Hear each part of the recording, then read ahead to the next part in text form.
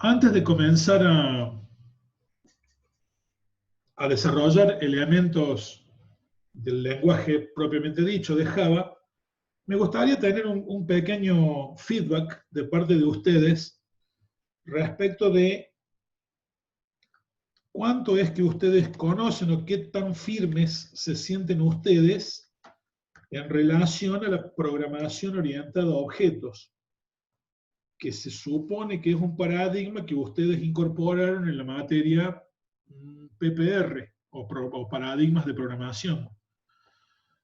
Ustedes no trabajaron en Java en esa materia, trabajaron creo que en Smalltalk, pero me gustaría que ustedes me den alguna opinión de qué tan profundamente perciben que vieron ese paradigma y qué tan profundamente perciben que lo manejan a ese paradigma.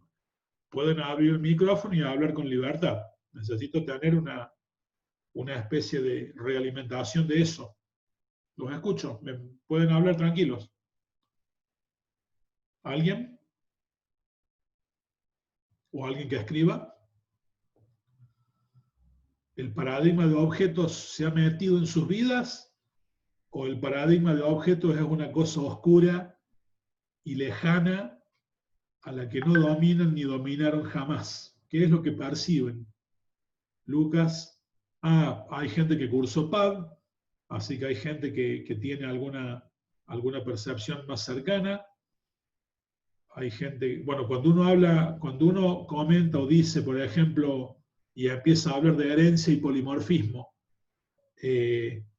están sólidos con ese tema, saben de qué se trata. Para esta materia va a ser fundamental, sobre todo el polimorfismo, que esté claro, obviamente lo vamos a ver con detalle y con mucha aplicabilidad práctica, pero me gustaría saber si llegaron a ahondar en esos temas o si solo se quedaron en algunos principios elementales como el encapsulamiento y alguna que otra cuestión muy introductiva. ¿Qué tan profundamente llegaron a verlo, a ese paradigma, ¿no? Y qué tan lejano en el tiempo? ¿Quiénes vienen? Sí. Bueno, para diseñar es más complicado, pero si ya tienen un diagrama de clases, supongo que te referís, bueno, estamos mejor. Bueno, a lo que voy es a que nosotros vamos a utilizar Java, que es un lenguaje orientado a objetos. Pero tiene algunas características también ahí del lenguaje mixto. No todo lo que se hace en Java se hace obligatoriamente con objetos. Pero el fundamento del lenguaje es la programación orientada a objetos. Nosotros suponemos que ustedes algún dominio, aunque sea primario, tienen de ese paradigma, aunque sea en otro lenguaje, no importa, y más o menos tratamos de comenzar lo más rápido que se pueda en el desarrollo de la temática de la programación orientada a objetos en Java. Nosotros intentamos llegar tan rápido como se pueda a herencia y polimorfismo en Java, que son los dos pilares que necesitamos con más fuerza para los desarrollos que nosotros requerimos en esta materia. Por lo tanto, si bien hoy no, y a lo mejor mañana tampoco, sería interesante que para la semana que viene, a aquellos que estén un poco olvidados del tema, le peguen una repasada a lo que sea que tengan, que hayan visto, no importa si lo vieron en otra materia y en otro lenguaje, de esas cuestiones, de la herencia y el polimorfismo. Aunque sea poquito, pero péguenle una repasada a eso para la semana que viene. ¿De acuerdo? Les va a venir bien para avanzar con más rapidez aquí, en esta materia. Muy bien.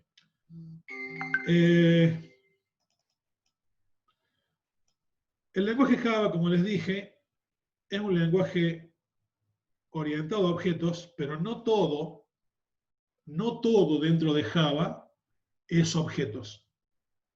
Hay elementos que están por fuera del paradigma, aunque en algún momento el paradigma de objetos se impone y termina subsumiendo a cualquier cuestión que uno haga en el lenguaje Java. Ustedes están acostumbrados por Python a que cuando trabajan, desarrollan un programa y necesitan una variable, para poder utilizar una variable, basta con asignarle un valor, y en el momento en que le asignaron un valor, la variable se crea, asume el tipo del valor que ustedes asignaron, y de allí en adelante la usan. Y también están acostumbrados por Python a que si necesitan que una variable cambie de tipo en un programa, lo único que necesitan hacer es asignarle un valor de otro tipo y listo. La variable dejó de ser int y pasó a ser string, o dejó de ser string y pasó a ser bool. Y en Python es perfectamente natural. Bueno, obviamente en el lenguaje Java también se utilizan variables, pero a diferencia de Python, para poder utilizar una variable en Java, no alcanza con simplemente asignarle un valor para que la variable aparezca y asuma un valor y un tipo, sino que en Java, para poder utilizar una variable, primero hay que declararla. La operación de declarar una variable incluye en Java, se hace en una sola instrucción, básicamente, pero incluye o supone que uno tiene que indicarle al programa primero cómo se va a llamar la variable que uno quiere definir o declarar, y además en el momento en que indica cuál va a ser el nombre de esa variable, el programador tiene que indicar de qué tipo va a ser esa variable. En Python la indicación del tipo no era necesaria, porque cuando uno asignaba un valor, el tipo del valor es el que se asumía para la variable. Y la variable en Python no quedaba atada a ese tipo durante toda la ejecución del programa porque podía cambiar de manera dinámica a otro tipo. En Java la cosa cambia. En Java para poder usar una variable tengo que decir de qué tipo es. Y una vez que a una variable se la asoció a un tipo, no puede cambiar de tipo esa variable a lo largo de toda la corrida. O por lo menos no puede cambiar esa variable de tipo en el mismo bloque en el que fue definida. Si están trabajando dentro de dos funciones separadas o dos métodos separados, y en cada método tienen una variable que se llama igual, pero es de tipo distinto, eso se puede, pero una variable no puede cambiar dinámicamente de tipo. En ese sentido, Java utiliza el concepto de tipado estático, en oposición a lo que en Python se llama tipado dinámico. ¿De acuerdo? En Python define una variable asignándole un valor, de ahí asume el tipo, y si quiero que cambie de tipo, le asigno un valor de otro tipo y se terminó. En Java no. En Java define una variable indicando cómo se llama y asociándole un tipo, y ese tipo queda con ella hasta que el programa termina. No puede una variable cambiar de tipo. Y si es definida de un tipo, no puede esa variable ser asignada con valores de otro tipo, salvo curiosas excepciones que oportunamente veremos, pero en general la regla es que no se puede. Por lo tanto, para un programador que está entrando al mundo Java, una de las primeras cosas que ese programador tiene que aprender es el nombre de cada uno de los tipos elementales que el lenguaje provee, porque a esos nombres los necesito mínimamente si quiero definir variables. ¿De acuerdo? Pues bien, Java provee de una serie, de un conjunto de 8 tipos de datos que se designan en Java como tipos primitivos, como indica la tabla esa que les estoy mostrando en la primera columna. Tipos básicos o tipos primitivos. Y espero que me entiendan cuando digo lo que voy a decir. Esos nombres de tipos son tipos y no clases, ¿sí? Los nombres que ustedes ven en la primera columna no representan clases en el lenguaje Java, sino que representan tipos básicos, ¿de acuerdo? Cuando en programación orientada a objetos hablamos de una clase, lo vamos a ver con más detalle después, nos estamos refiriendo a un tipo de dato, pero una clase representa un tipo que además de incluir algún tipo de valor, incluye también métodos. Una clase es un tipo que representa un conjunto de datos y también un conjunto de métodos asociados a esos datos. En cambio, un tipo solamente representa un conjunto de datos y nada más. No hay métodos dentro del tipo char o del tipo short o del tipo int que ustedes ven en esa tabla que está allí. Las variables que uno define de cualquiera de los 8 tipos que se ven en la tabla en este momento no son objetos. Eso es lo que quiero decir. Son variables primitivas, variables de tipo simple, a las cuales se les asocia un valor y lo único que ocurre es que la variable tiene ese valor y nada más. ¿De acuerdo? Me apuro a decir, por si alguien sabe un poquito más, que además de estos 8 tipos, Java provee 8 clases que representan a estos tipos, que lo vamos a ver después, pero por ahora no me estoy refiriendo a esas clases, sino a los llamados tipos primitivos del lenguaje, que son los 8 que se ven en la tabla. De los 8 tipos primitivos,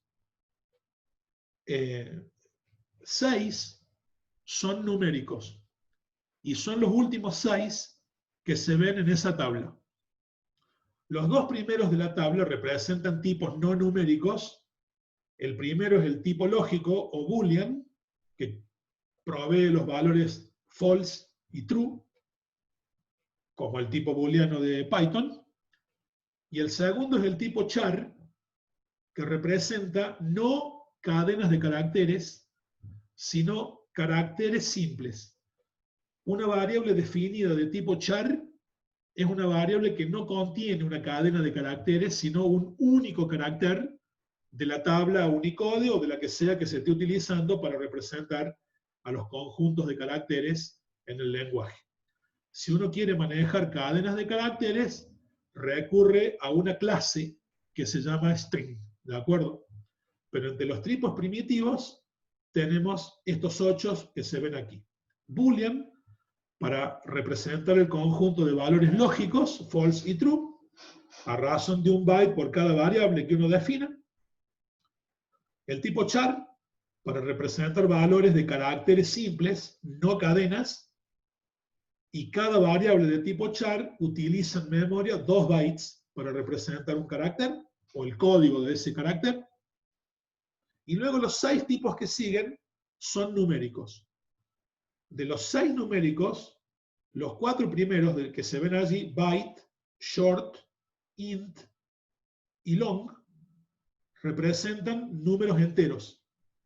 Y los 2 últimos, float y double, representan números flotantes, números con coma. Los mal llamados números decimales. En realidad serían números reales, la manera de referirse a ellos. La diferencia entre los 4 primeros, que son enteros, es el rango de valores que cada uno de esos tipos admite para una variable. Si una variable es de tipo byte, en memoria está representada por un único byte, con signo. Y ese único byte, entonces, permite asignar en esa variable valores en un rango muy apretado, muy pequeño, que es el rango que va entre menos 128 y 127, incluido el 0. Si una variable es de tipo byte, dentro de ese rango que pinte de negro están los valores que esa variable puede tener. Más no, porque no cabe un valor más grande o más chico en un byte. Si una variable es de tipo short, como se ve aquí, eso también representa, se utiliza para almacenar números enteros, pero con 2 bytes de precisión en memoria. Y el rango ahí se amplía al que ahí estoy pintando de negro, entre menos 32.768 y 32.767. Federico, el tipo que utilizamos para una cadena de caracteres, que en realidad no es un tipo, sino una clase, lo escribo ahí en este momento, es la clase string, que estoy señalando en este momento en placa, que sobre la cual ya voy a volver. Eso es una clase, ¿de acuerdo? El tipo int también representa números enteros, pero con 4 bytes de precisión en memoria, lo cual aumenta el rango a unos cuantos miles de millones para cada lado, como pueden ver allí.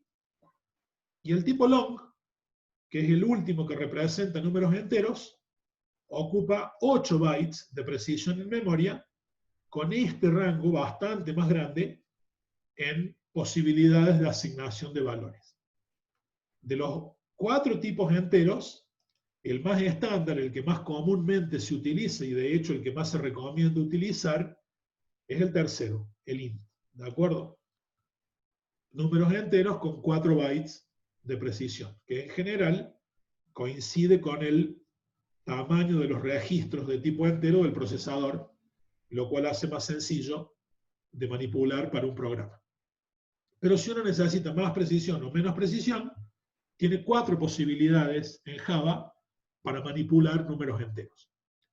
Y acá necesito hacer un recordatorio en función de lo que ocurría con Python. Si es que todavía se acuerdan, a mí me gustaría que hagan traten de recordar lo que pasaba con Python. ¿Cómo manejaba Python los números enteros? ¿Alguien se acuerda? Para mostrar la diferencia, ¿no? ¿Se acuerda alguien? ¿O sabe alguien? ¿Qué pasaba con los números enteros en Python? Le asignaba, creo que el que ocupaba menos memoria.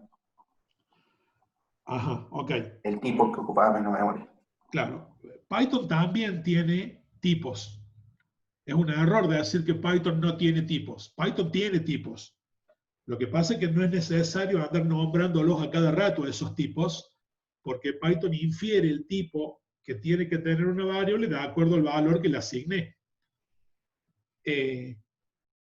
Python también maneja enteros de 1 byte, de 2 bytes, de 4 bytes o de 8 bytes.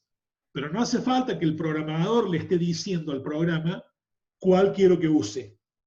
Python infiere cuántos bytes le tiene que asignar a una variable, como dice Milagros, bien, y como dijo el que me habló recién, que no me acuerdo, no sé quién fue, al que agradezco, Python infiere cuántos bytes hay que asignarle a una variable en función del valor que le quiero asignar y en qué rango está. Si yo le quiero asignar a una variable el número 1554, que no cabe en este rango que estoy pintando de negro, Python automáticamente a la variable en cuestión le asigna 2 bytes y con eso tiene lugar de sobra para eso. Y si el valor que quiero asignar en Python supera este rango o sale de este rango, Python automáticamente estira el tamaño de la variable en bytes para que dinámicamente tenga el número de bytes que hace falta para poder contener ese valor. Y ese proceso es transparente para el programador. Bueno, amigos, en Java y en la mayoría de los lenguajes eso no es así. En Java, un programador tiene que estar seguro de qué valores va a asignar en una variable o por lo menos de en qué rango van a estar esos valores y decidir de qué tipo tiene que ser esa variable en función del rango previsto para la misma. Y si el valor que quiero asignar no cabe concretamente en la variable, Python va a producir lo que se llama un error de desborde. No se va a clavar el programa, pero cuando uno mire los resultados que el programa está obteniendo, vamos a ver cosas raras.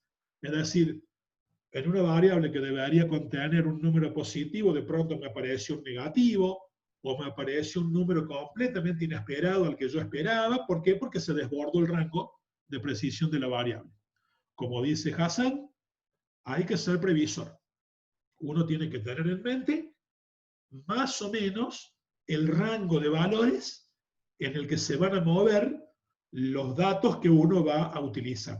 Que eso en la mayoría de las veces se puede hacer. En general, si uno sabe que va a trabajar con valores enteros, con decir que una variable es de tipo int, estamos.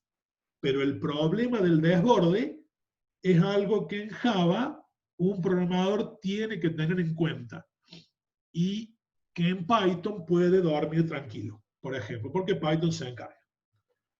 Con los números float, con los números reales, con los números que tienen coma, de nuevo, Java provee dos tipos de distinta precisión en cuanto a número de bytes. Float representa números con coma con 4 bytes de representación en memoria. Y double representa números con coma con 8 bytes de representación en memoria. Los números enteros, los números flotantes, perdón, los números con coma, se representan en binario de una manera bastante especial. El número se convierte en notación científica, la parte entera se representa con cierto número de bytes, y la parte decimal se representa con cierto otro número de bytes, y el exponente de la notación científica también se representa. O sea, es un ruido la representación interna de un número flotante. Pero para hacer esa representación, en Java, el tipo float utiliza 4 bytes, mientras que el tipo double ocupa 8. Es decir, hay más posibilidades de precisión en la representación con el tipo double que con el tipo float. En el tipo float se tiene una posibilidad de precisión de hasta 6 o 7 decimales en la representación de un número, porque más espacio no hay, y en la representación de un double tienen posibilidad de representación de hasta 14 o 15 decimales en la misma. Es decir, que uno puede representar números con coma con mucha mayor precisión utilizando double que utilizando float. Hasta aquí Java. Volvamos a Python. Python también tiene el tipo float y también representa internamente los números como se representan los flotantes en cualquier computadora. Pero en Python, con los flotantes, no ocurre lo mismo que con los enteros. En Python, los flotantes son todos representados con variables de 8 bytes y punto. No hay en Python un float de 4, ni tampoco hay variables que se estiran o se acortan a más o menos precisión cuando se trabaja con flotantes. En Python los flotantes son double, todos, y punto, ¿sí? Y en Java tienen dos posibilidades. O declaran una variable de tipo float o la declaran double en función de la precisión que ustedes necesiten. Lo típico es trabajar con float y utilizar double cuando uno ve que se está metiendo en problemas que requieren un poco más de precisión. Pero de nuevo, son decisiones técnicas que tiene que tomar un programador. Bueno, con esta tabla, uno está en condiciones de poder declarar variables, y las variables que va a declarar no son objetos, son variables comunes y silvestres, ¿de acuerdo? ¿Cómo se declara una variable en Java? Como dije, para declararla hay que aplicar una instrucción que implica dos cosas. Indicar el nombre o identificador de la variable y también indicar el tipo al que pertenece esa variable. Si la variable que quiero crear es una variable de alguno de los tipos que se ven en esta tabla, elijo el tipo de la tabla. Y si lo que quiero crear es una variable para manejar objetos de una clase cualquiera, bueno, tendré que poner una clase, que ya veremos, al declarar la variable. Yo acá estoy mostrando un ejemplo de declaración de 3 variables de 3 líneas de declaración de variables de tipo simple y una línea en la que estoy declarando una variable para manejar cadenas de caracteres. Observen cómo se lleva adelante la declaración. Se empieza indicando el tipo al que van a pertenecer o va a pertenecer la variable que quiero declarar. Y a continuación se escribe simplemente el nombre o identificador de la variable que el programador necesita, terminando la instrucción con un punto y coma. En el lenguaje Java, las instrucciones deben terminar obligatoriamente con el símbolo punto y coma.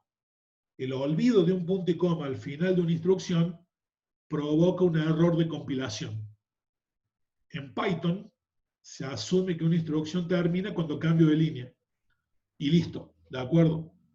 Pero en Java, una instrucción que empezó en una línea puede salir en la línea siguiente y mezclarse, o combinar varias instrucciones en la misma línea. Y la detección del final de una instrucción en Java debe hacerse explícitamente con un símbolo que está hecho para eso, que es el punto y coma. No olvidarlo. Pues bien, aquí le estoy diciendo que quiero utilizar en mi programa una variable entera llamada x1, y ahí termino la línea. Y acá en la línea que sigue, le estoy diciendo que quiero en mi programa declarar dos variables de tipo float. Una se llama x2 y la otra se llama x3. Puedo declarar varias variables en la misma línea, en la misma instrucción, separándolas con una coma o con comas si son más de dos. En la línea que sigue estoy indicando que quiero definir la variable c de tipo char, es decir, una variable para contener un carácter solo y no una cadena. Y en la que sigue estoy diciendo que quiero que la variable nom se utilice para representar cadenas de caracteres. Es decir, secuencias de caracteres individuales de más de un carácter individual, al estilo de lo que hacíamos en Python. En Python no había distinción no había dos tipos diferentes si yo quería manejar un carácter solo o una cadena. En Python el tipo para manejar cosas que son caracteres era el tipo str y listo, ¿sí? Si vos querés manejar un solo carácter, pone uno solo y ya. Y si querés manejar una cadena, pone muchos y ya. Y el tipo era uno solo. En Python hay dos.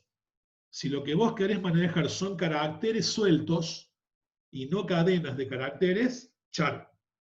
Y si querés manejar cadenas de caracteres, string.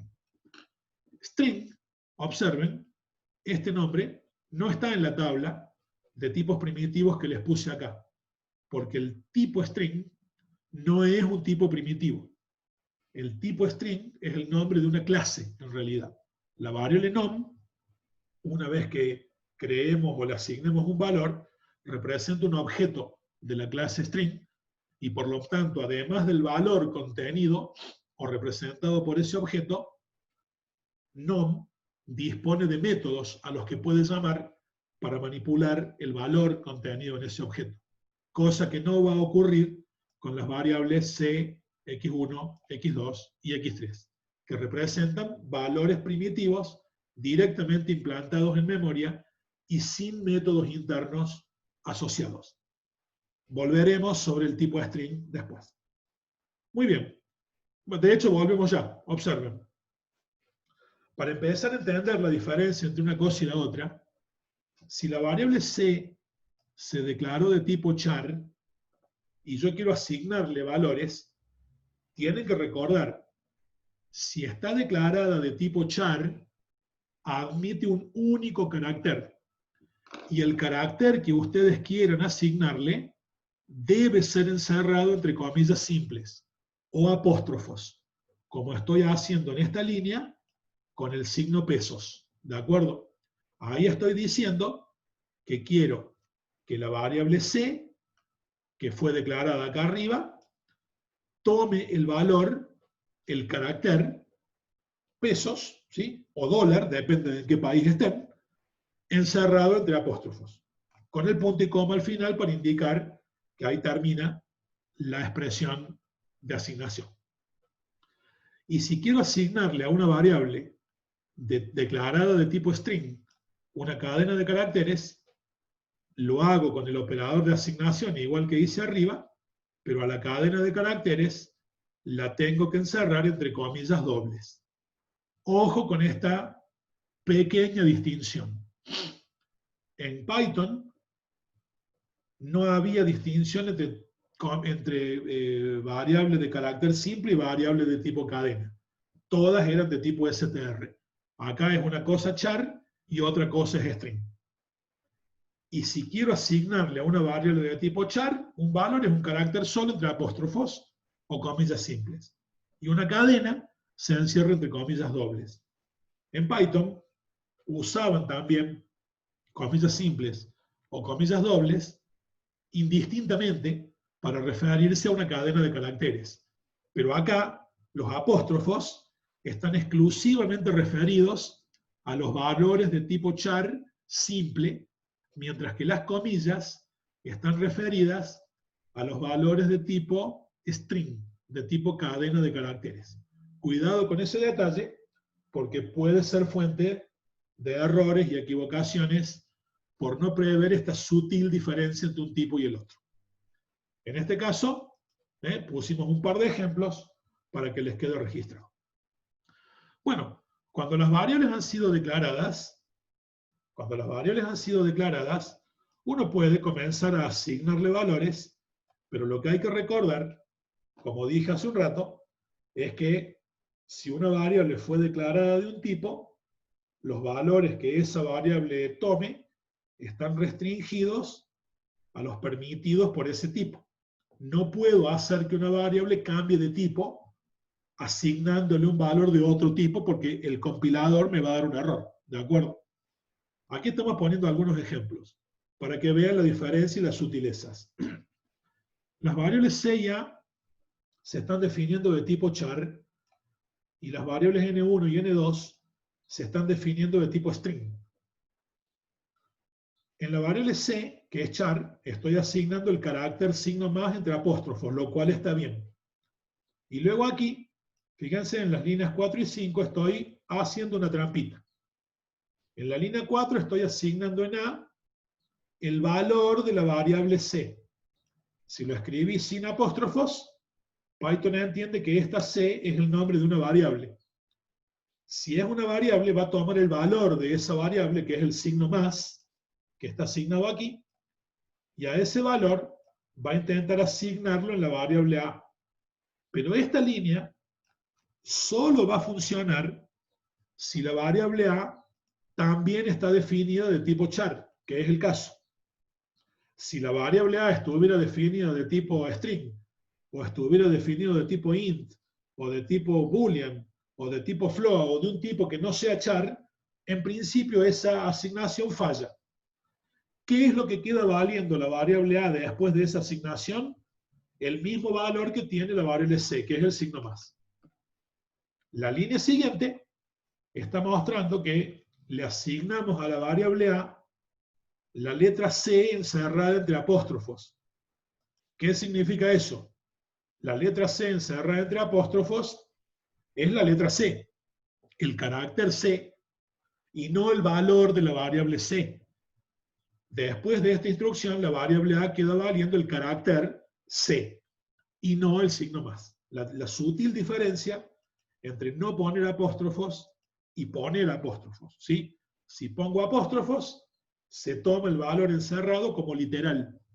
Y si no los pongo, se toma el valor de la variable representada en este caso por el identificador C.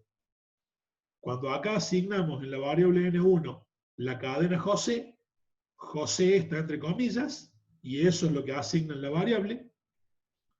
Cuando en N2 asignamos N1, lo que hace Java es tomar el valor de la variable N1, que es la cadena José, y asigna esa cadena en la variable N2, lo cual está bien, porque N2 también es una string, y cuando en la última línea estamos asignando en N2 el valor N1 encerrado entre comillas, vale lo mismo que ocurre recién con la expresión C entre apóstrofos. En este caso, si está entre comillas, N1 se toma en forma literal y la cadena compuesta por una N y un 1 es lo que se asigna en la variable N2.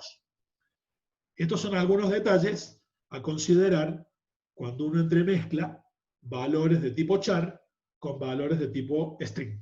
Cuidado con eso. Bueno, muy bien. Algunas recomendaciones respecto de qué nombre puede tomar una variable en Java. Son reglas de convenciones de nombres para crear un identificador. El nombre o identificador de una variable en Java puede contener letras, mayúsculas o minúsculas del alfabeto inglés o también dígitos del 0 al 9, o también el guión bajo, ¿sí? Llamado también guión de subrayado. Podemos colocar cualquier combinación de estos caracteres en el nombre de una variable. Como en la mayoría de los lenguajes, el nombre de una variable no puede comenzar con un dígito. Puede comenzar con una letra, mayúscula o minúscula, o un guión bajo, pero no con un dígito. No se puede utilizar una palabra reservada del lenguaje para el nombre de una variable. Y atención, porque al igual que Python, Java hace distinción entre las minúsculas y las mayúsculas. Es decir, si para mí una variable se definió como sueldo, con todas sus letras en minúscula, y después en algún lugar del programa, en vez de sueldo con minúscula, escribo sueldo con mayúscula, el compilador va a interpretar que esta última es otra variable, y si no está declarada con mayúsculas en alguna parte, va a tirar un error. Hay que prever entonces que Java es un lenguaje case sensitive, es decir, presta atención y le da importancia a la diferencia entre las mayúsculas y las minúsculas. Y eso es un detalle muy fuerte a considerar. Los identificadores que estamos colocando allí constituyen ejemplos válidos de nombres de variables. N1, nombre, guión bajo 2, sueldo, guión bajo anterior, X123, Xint, año o número. Si yo recién dije letras del alfabeto inglés, disculpe, fue un lapsus. En Java pueden utilizar letras que no sean necesariamente del alfabeto, o incluso letras acentuadas, como parte del nombre de una variable, pero lo que hay que decir es que en general, si uno quiere escribir código fuente que sea universalmente entendido por programadores de cualquier parte del mundo, mejor es atarse a la convención de solo utilizar letras del alfabeto inglés, que hoy en día más o menos todos los programadores del mundo dominan. Cuando entran a aparecer la letra ñ, o una U acentuada, o alguna C con cejilla o cosa rara, y bueno, a lo mejor alguien que hable español o alguien que habla francés o portugués me va a entender lo que quise escribir, pero alguien que hable en otro idioma no va a entender nada, y mejor respetar la convención, aunque se pueden utilizar caracteres extraños. La variable 3xy está mal porque empieza con dígito. Si esto pretende ser el nombre de una sola variable, está mal porque hay un blanco al medio, y ahí mínimamente se esperaría que hubiera un guión bajo. El nombre que señalo ahora en negro está mal porque el guión que estoy utilizando como separador es el guión alto y no el bajo, y no puedo hacer que una variable se llame int así seco, porque int es una palabra reservada del lenguaje para referirse al nombre del tipo que representa los enteros de 4 bytes. ¿De acuerdo? Ok. Eso en cuanto a variables. ¿De acuerdo? Los operadores aritméticos, hay un par de cositas que decir acá, que Java brinda para realizar operaciones matemáticas. Bueno, son esencialmente los 5 que se ven en esa tabla: suma, resta, producto, división y resto de una división. Suma, resta y producto no ofrecen mayores dificultades porque son básicamente los mismos en todos los lenguajes de programación, incluido Python. Con el operador de división hay que tener en cuenta un par de consideraciones que pudieran ser curiosas para quien no domina el lenguaje o quien viene de otro lenguaje.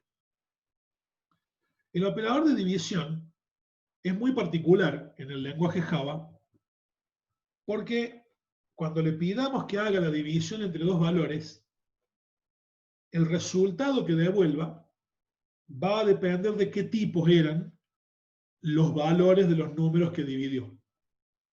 Si los números que estamos pidiendo dividir, los dos, son enteros, int, o sea, número sin coma, digamos, el resultado calculado por el operador de división va a ser otro número entero.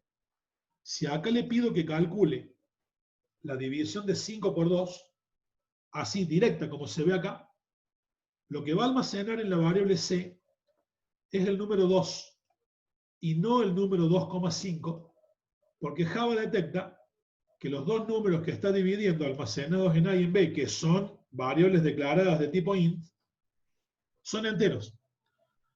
Y si los números que está dividiendo son enteros, la división se calcula entera y trunca la parte decimal. En este caso, el operador división de Java, si los números que está dividiendo son enteros, actúa como en Python actuaba, si se acuerdan, el operador doble barra. ¿De acuerdo? Aquí no hay un operador doble barra, como había en Python. En Python uno quería hacer la división entera, y dividía con doble barra. Y si quería la división flotante, la división real, dividía con una barra sola. Había dos operadores en Python para plantear una división según la que hiciera el programador, entera o flotante. En Java hay uno solo.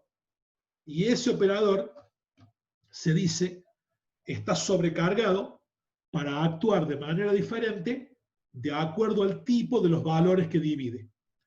Si los dos valores que divide son int, el resultado es int y se trunca la parte decimal.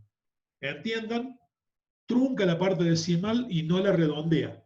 ¿Sí? El resultado debería ser 2,5.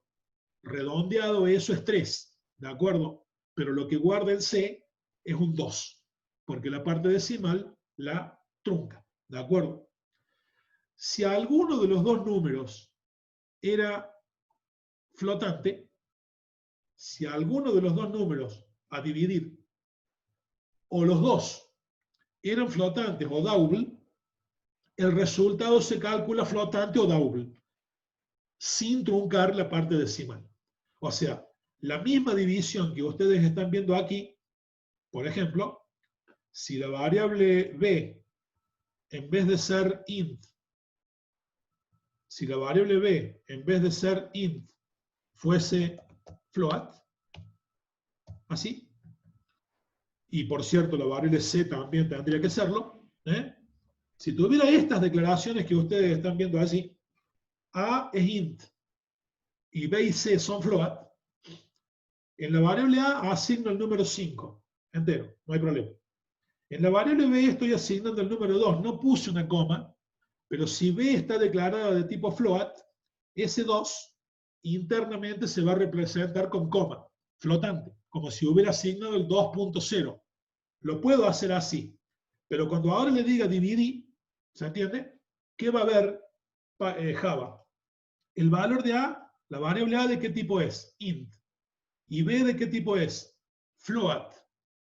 Int dividido float o float dividido int en Java da float y el resultado se calcula con coma y la variable en la que vaya a asignar ese valor tiene que estar declarada de tipo por lo menos float o double, llegado el caso. Por eso, así como está a este programa, ¿qué va a hacer? Va a dividir 5 en 2, va a obtener el valor 2,5 como resultado y a ese resultado lo va a guardar en la variable c, que convenientemente está declarada de tipo float.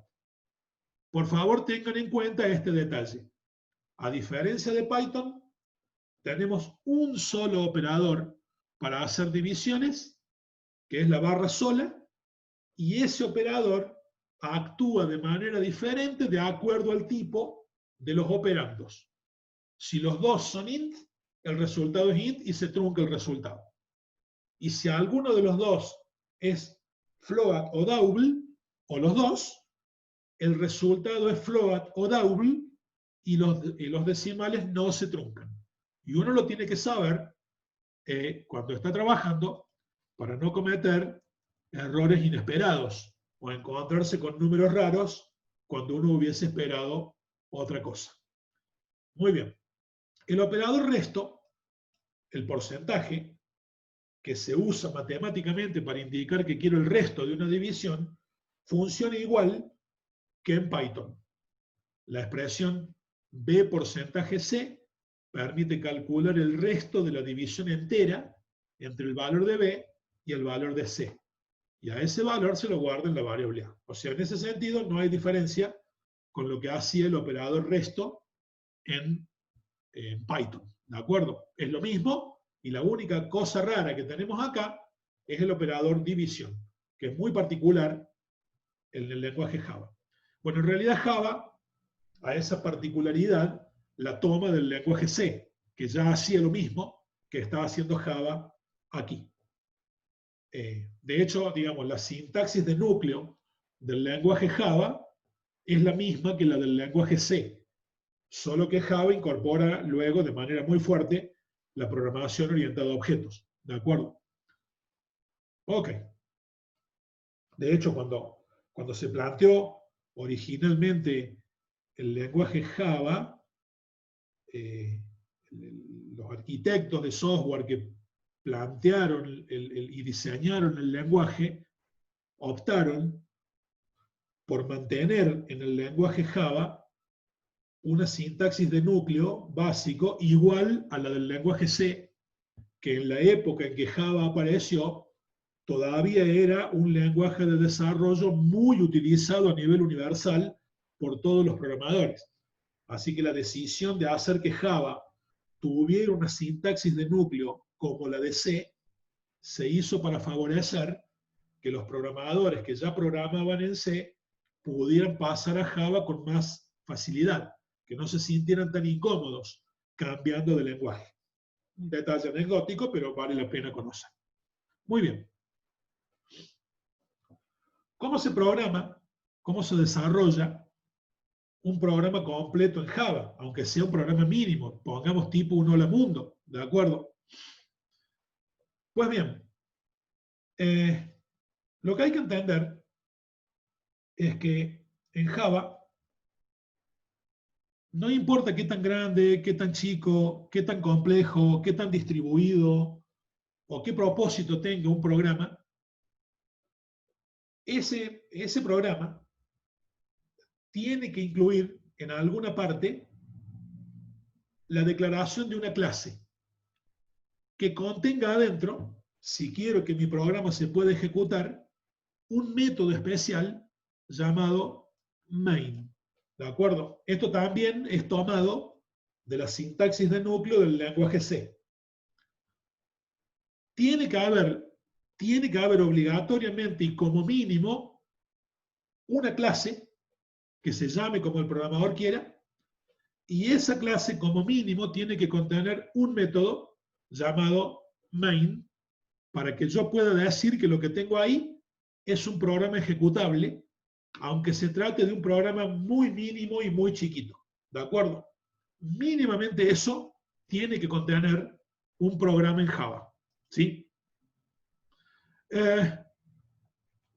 Una clase, por muy pequeñita, mínima, como para contener un método main que sirva como primer ejemplo de programa ejecutable, de programa que yo pueda correr y que ande, tipo un hola mundo, podría verse como se ve en este momento en esa imagen que está recortada y pegada en el apunte que les estoy mostrando. La declaración de una clase en Java, sobre la que ya vamos a volver cuando nos metamos en el mundo de la programación orientada a objetos, típicamente comienza con la palabra public y a continuación la palabra class con dos S para indicar que lo que estoy declarando, lo que estoy introduciendo es la descripción de una clase. A continuación de la palabra class se escribe el nombre que el programador está inventando para esa clase y ese nombre queda a criterio del programador. El programador puede indicar cualquier nombre que él quiera. Aquí a esta clase la hemos llamado principal. La convención en Java, muy fuerte, casi una regla, es que el nombre de una clase debería comenzar con la primera letra en mayúscula.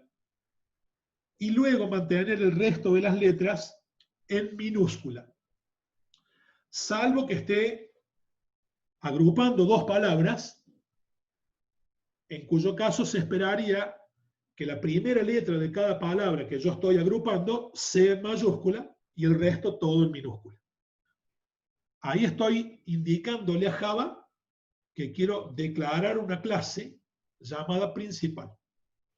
El contenido de la clase en Java debe ir escrito dentro de un bloque que se delimita con dos llaves. La llave de apertura, que ahí está escrita en amarillo aquí arriba, al lado de la palabra principal, para indicar que ahí empieza el bloque para escribir los contenidos de la clase. Se escribe lo que se supone que va adentro de la clase y cuando termine de escribir ese contenido cierro la llave indicando que la clase terminó ahí. Los paréntesis que están indicados en amarillo indican los límites del bloque de contenidos de la clase principal. Obviamente una clase puede ser extraordinariamente más compleja de lo que yo acabo de mostrar ahí, pero a los efectos de un primer ejemplo sirve. Una clase que solamente vaya a contener el método main que me permite ejecutar el programa, bueno, podría continuar incluyendo dentro de las llaves, como yo estoy mostrando acá, la declaración de ese método main que tiene ciertas particularidades declarativas que deben ser respetadas. El método main tiene una primera línea que se asigna como la cabecera del método y tiene un bloque de acciones como cualquier método que contiene las instrucciones que ese método ejecutará cuando se active el mismo, que también debe ser encerrado entre llaves. En Java, los delimitadores para indicar dónde empieza y dónde termina un bloque son las llaves. En Python, si ustedes recuerdan, lo que me permitía delimitar un bloque era la indentación. Para indicar que un conjunto de instrucciones pertenecían a una función o que un conjunto de instrucciones constituían el bloque de acciones de un ciclo o de la llama verdadera de un if, se indentaban todas esas instrucciones en una columna hacia la derecha y el nivel de indentación indicaba la pertenencia al bloque. En Java, la indentación es recomendable pero no obligatoria y lo que indica quién pertenece a qué bloque es el par de llaves con el que se abre y se cierra la declaración del bloque. Recuerden esto, ¿de acuerdo? Mejor si escribo indentado, no hay razón para ser improlijo, pero si algo llega a estar mal indentado no se va a provocar un error. Sí se puede provocar un error si me olvido de las llaves para indicar la pertenencia a un bloque. Bueno, la cabecera del método main sigue ciertas reglas que deben ser respetadas por un programador para que ese método se reconozca como tal. La cabecera del método main, acá arriba la escribo, comienza con la palabra reservada public, que oportunamente veremos para qué está ahí. Continúa con la palabrita reservada static, que también tiene un significado que oportunamente explicaremos. Y la palabra void, que también explicaremos cuando llegue el momento. Estas tres palabritas, public, static, void, deben estar en la cabecera del método main antes del nombre del método, que en este caso es la palabrita main. Observen que todas las palabras que escribí, las escribí en minúsculas. Lo que sea que public significa, se escribe en minúsculas, ninguna en mayúscula. Lo mismo static y lo mismo void. ¿De acuerdo? Main es el nombre que Java espera, así escrito en minúsculas, que Java espera que tenga ese método cuando quiero que mi programa, la clase principal, permita convertir a mi programa en un programa ejecutable. Tiene que haber un main en alguna parte si quiero poder ejecutar esto. Del mismo modo que en Python, tenía que haber en algún lado una script principal. En Python tiene que haber un método en alguna clase llamado main para poder ejecutar. El método main, por especificación del mismo, toma un parámetro que se define en la forma en que estoy mostrando en este momento en negro en la placa. El parámetro, en este caso se llama así, args, que es abreviatura de la palabra argumentos, o arguments en inglés, y ese nombre podría cambiar por otro, ¿sí? No es obligatorio que ese parámetro se llame args, se podría llamar x, como yo estoy indicando abajo, o como ustedes quieran, pero lo que es obligatorio es que ese parámetro se define en la forma en que se está definiendo allí. Estos dos corchetes acá están indicando que args es un arreglo unidimensional, o sea, un vector.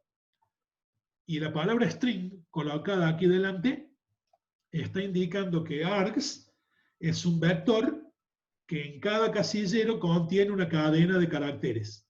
O sea, en otras palabras, el parámetro que main toma es un arreglo de cadenas de caracteres. Y eso es lo que hay que declarar como parámetro formal del método main. El parámetro ese, args, no tiene por qué llamarse args, como yo acabo de indicar, y en Java los corchetes estos, para indicar que esa variable es un arreglo unidimensional, indistintamente pueden escribirse a la derecha de la variable o a la izquierda de la variable, como estoy mostrando en este ejemplo. Si escribo string args corchetes o escribo string corchetes x o string corchetes args, en Java es lo mismo. Da igual de qué lado pongan esos corchetes, porque es indistinta la declaración de esa variable como arreglo de cadenas de caracteres. Cualquiera de las dos cabeceras que ustedes están viendo allí es válida en Java para referirse al método main. La que estamos utilizando abajo en el ejemplo, si observan, es la segunda versión, la que hemos indicado aquí. Public static void main y la variable args declarada como un arreglo de cadenas de caracteres. Ok, esa es la cabecera del método. Y a continuación se abre una llave para indicar que ahí va el bloque de acciones. La llave se cierra un poquito más abajo para indicar que ahí termina el método y en el medio se escriben las instrucciones que se supone forman parte de ese método.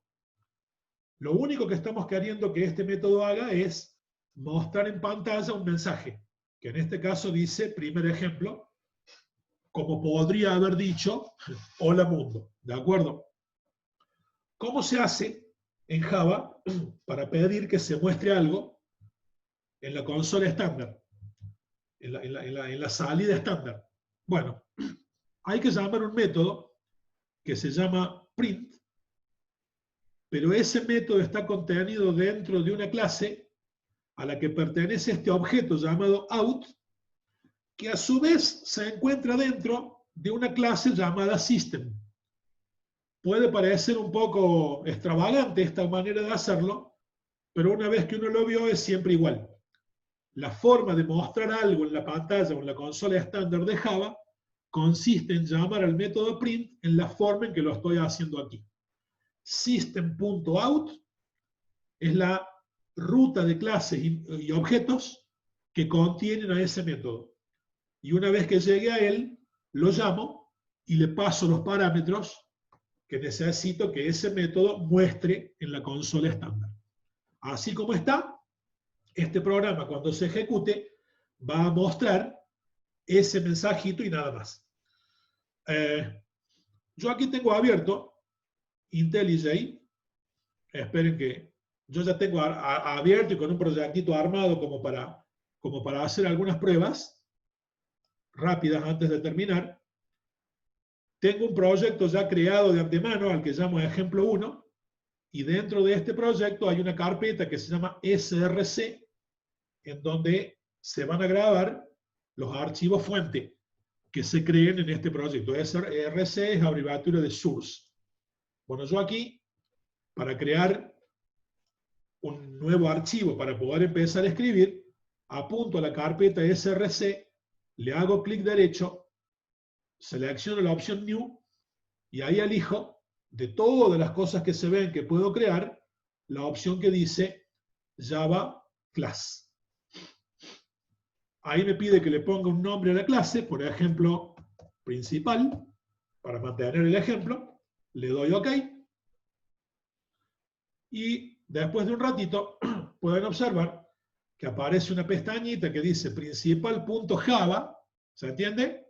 Principal.java es el archivo de código fuente que en este caso estamos creando para contener nuestro primer programa. Ya declaró la clase como public class principal y aquí ya me puso las llaves para delimitar el contenido de la clase. Si yo coloco el cursor ahí y doy Enter, se abre un espacio para que pueda empezar a escribir. Observen que en el ejemplo que les puse recién en la placa, la llave estaba escrita en la misma línea de la clase principal, y en el ejemplo que les estoy mostrando aquí, la llave está en la línea de abajo. Eso es indistinto y son estilos de programación. A muchos programadores les gusta que la llave de apertura de un bloque esté en la misma línea de la instrucción que contiene ese bloque, o del descriptor que contiene ese bloque, así como lo hago ahora. Y a otros programadores les gusta que las llaves que delimitan un bloque estén encolumnadas en el mismo nivel de indentación en el código fuente. Son dos estilos, ¿sí? Y en algún lado a IntelliJ se lo puede configurar para que cuando crea algo por default ponga la llave de un lado o la ponga de otro. No me acuerdo ahora dónde hay que hacer eso, pero se puede hacer. A mí me gusta poner las llaves encolumnadas, como se ve ahí, así que lo voy a hacer así, pero entiendan que es exactamente lo mismo. Yo ahí me voy a un nivel de indentación un poco más hacia la derecha y comienzo a escribir lo que hace falta para... ¿Qué pasó? Está pensando. Comienzo a escribir lo que hace falta para la definición del método main, haciéndolo en forma similar a como les mostré en la ficha. Cuando llego ahí, abro la llave. Cuando pongo una llave ya inmediatamente coloco la otra y ya estoy en condiciones de comenzar a escribir lo que se supone que quiero que este método haga. En este caso, system punto, el objeto out lo tienen allí, y punto print para decirle que quiero mostrar en pantalla una simple cadena de caracteres como hola mundo. Hola, perdón. Hola mundo. Ahí me tragué la D y ya. Ahí, acuérdense, fíjense que el IDE ya me está diciendo que ahí tengo un error. El error claramente es que me está faltando el punto y coma. No olvidar, toda instrucción en Java termina con punto y coma y no nos debemos olvidar de la misma cuando programamos, ¿no? No olvidar porque si no el compilador se nos va a enojar. Bueno, una vez escrito el programa, fíjense que en este caso es lo que llamamos un programa funcional mínimo en Java. Una clase que adentro tenga un método llamado main. Mínimamente con eso ya tenemos que estar en condiciones de poder ejecutar.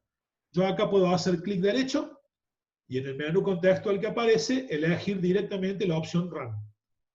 Cuando le digo Run, lo que quiero que recuerden, mientras él compila, miren lo que demora la compilación, ¿no? Lo que quiero que recuerden es este proceso. ¿Se acuerdan? Yo acá le estoy diciendo directamente Run y no lo compilé todavía el programa. ¿De acuerdo? Pero ¿qué creen que está haciendo IntelliJ en este momento? Está pensando, así que déjenlo, porque hace mucho que no lo uso. Ahí está. ¿Qué creen que está haciendo Java o IntelliJ cuando yo acá le dije ejecute? ¿Qué creen? Primero va a compilar y después exactamente. Primero compiló, bien Hassan. Primero compiló. ¿Se entiende? Y si no hubo ningún error, en algún lado generó el punto class, guardó el punto class, y luego el propio IDE llamó al programa java.exe a la máquina virtual, le pasó el class como parámetro y la máquina virtual ejecutó el programa. La ejecución del programa en IntelliJ se muestra en esta ventanita que figura al pie del contexto de trabajo. Aquí está la salida de nuestro programa, hola mundo. Pero deben entender que esto que yo les expliqué hace un rato, efectivamente ocurrió. Yo escribí el programa fuente usando el IDE. Cuando pedí ejecutar, sin compilar primero, lo que hizo el IDE primero fue llamar al programa JavaExe que se encuentra en el JDK. Como no había ningún error, generó el punto class y lo guardó en alguna parte, ya lo vamos a ver, y una vez que generó el punto class, el propio IDE activó la máquina virtual y la máquina virtual ejecutó este punto class para que se muestre en pantalla la salida que les acabo de mostrar. Todo eso ocurrió en función de lo que explicamos al principio de la clase. Fíjense lo que hubiese ocurrido si aquí yo al punto y coma no lo hubiera puesto. Por lo pronto el IDE ya me está avisando, el editor ya me está avisando que ahí hay un problema, ¿sí? Ya me está diciendo antes de que compile, che, te falta un punto y coma. Pero si yo ahí le hubiera dicho run, bueno, después de tomarse su tiempo, en algún momento me va a tener que avisar que ahí me trague el punto y coma. Y efectivamente observen cómo cambia la salida, ¿no? En vez de mostrarme, digamos, el proceso de compilación se llevó a cabo y como no pudo generar el punto class porque hubo un error, se detuvo aquí. El punto class no se generó y en la consola de errores del IDE me está mostrando cuál fue el problema. Me está diciendo que hay un error de compilación y me está diciendo que el error está en la línea 5. Concretamente me está diciendo el error es, te falta un punto y coma en la línea 5. Supongo que ese 42 es el número de columna. O sea, el error lo tenés en esa línea. ¿De acuerdo? Perfecto. Pongo el punto y coma.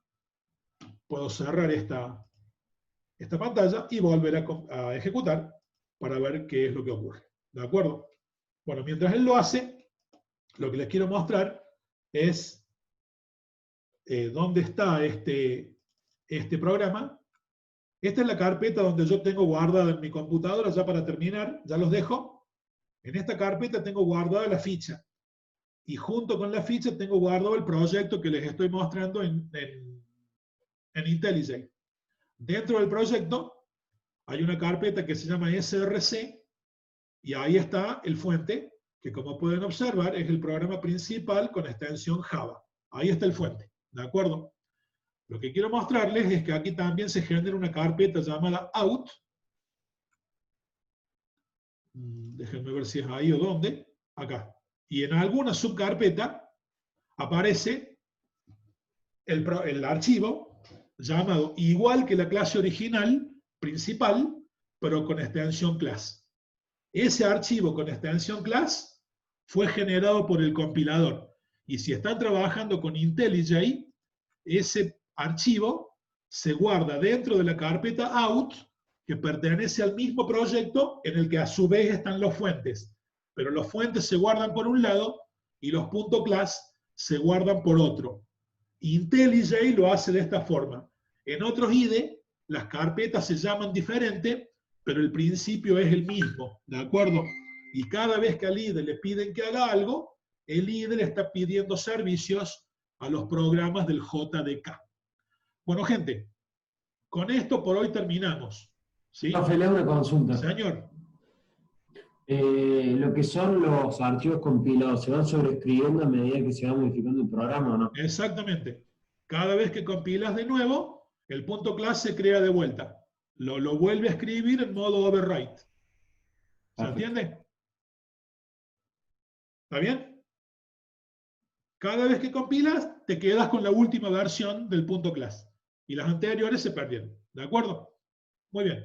Insisto, con esto los dejo, porque yo sé que posiblemente tengan clase de otra materia y de paso ya mi clase terminó. Yo ahora voy a dar por finalizada la grabación.